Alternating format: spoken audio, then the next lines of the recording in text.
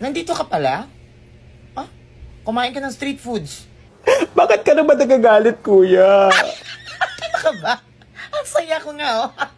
Ang saya ko, nakita kita.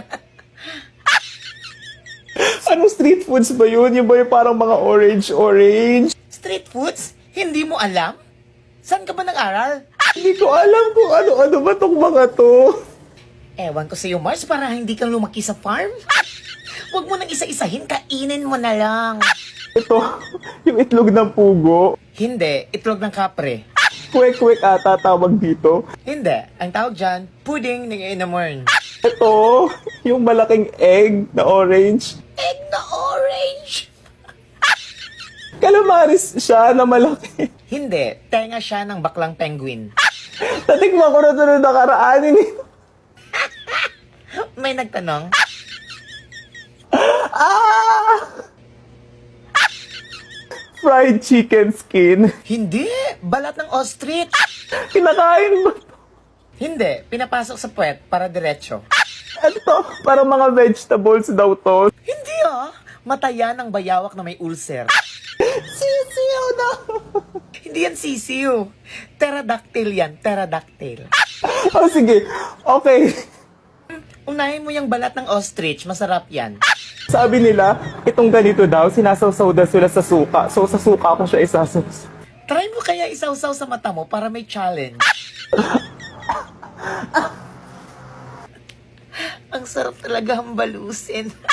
O ano, Mars, ang lasa? Para siyang mga chichirya. Pero masarap. Ah! Pakikuha nga ng barbidal at karayom, may kukulamin lang ako. Ito kwek-kwek.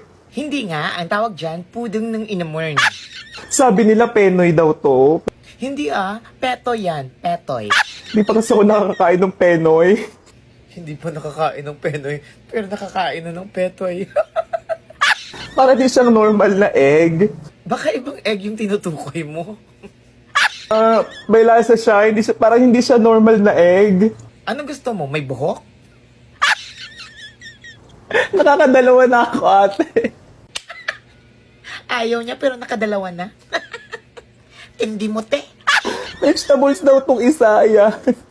Tawag dyan, mata ng bayawak na may ulcer. Aminin mo, masarap. Oh my God. Bakit? Masarap naman Wala namang lason. Calamaris naman. Hindi yan calamares. Ang tawag dyan, tenga ng baklang penguin.